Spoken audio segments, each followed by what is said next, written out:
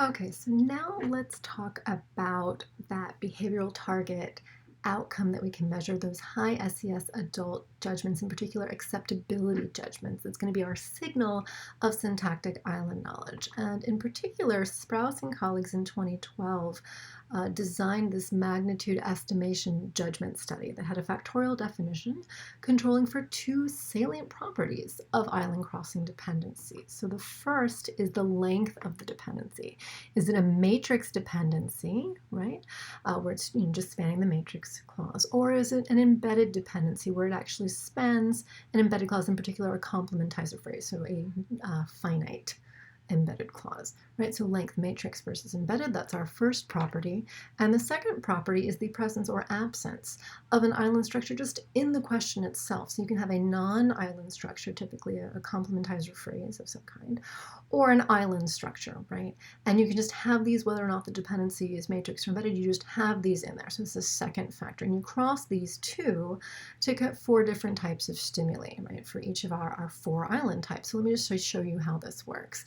So for complex NP islands, you can have a matrix dependency with a non-island structure, so who claimed that Lily forgot the necklace. You can have an embedded dependency with that same non-island structure. What did the teacher claim that Lily forgot, right? So now we have the dependencies stretching to the embedded clause. Now you can go back to having a matrix dependency, but now have an island structure in the utterance, right? So who made the claim that Lily forgot the necklace? Or you can have, in fact, an embedded dependency with that island structure. What did the teacher make the claim that Lily forgot, right? So that's our complex NP island. Again, the pink part right here is the actual island structure part. So you can see it's present here, but absent here in these two. And you can do this for each of our four island types. So you can do it for subject island stimuli in just the same way. We have our matrix, who thinks the necklace is expensive. You can make it embedded. What does Jack think is expensive? These are fine. You can have a matrix one with that subject island structure in there. Who thinks the necklace for Lily is expensive? And you can have an embedded dependency of that kind. Who does Jack think the necklace for is expensive? You can do this, of course, with weather islands as well. So we have our matrix non-island, who thinks that Jack stole the necklace. You can make that embedded. What does the teacher think that Jack stole? You can go back to having matrix dependency, but have now your weather island structure here, right? Who wonders whether Jack stole the necklace? And then finally, your embedded dependency with that island structure. What does the teacher wonder whether Jack stole? Okay, and then last but not least, our adjunct island stimuli, which are pretty darn similar, except so you actually have the same non-island structure. Who thinks that Lily forgot the necklace? What does the teacher think that Lily forgot? And the actual island structure for adjunct islands is this if.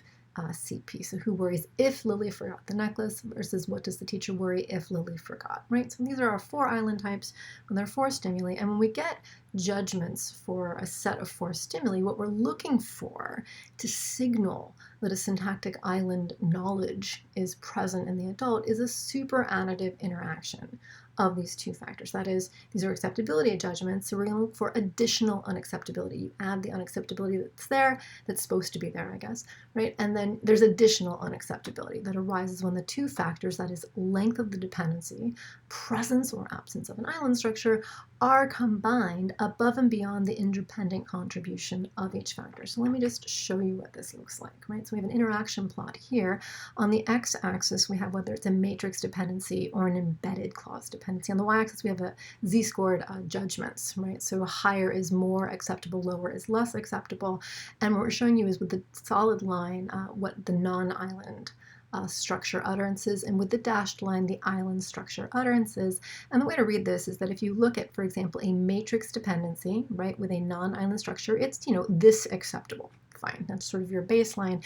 And if you turn that from having a non-island structure to have an island structure, acceptability drops. There's a loss, right? There's some unacceptability about that much that occurs just by making an island structure in the utterance anywhere. Right? Now you can also, again, start with your matrix and non-island structure and then say, okay, let's make it an embedded dependency, but still that non-island structure.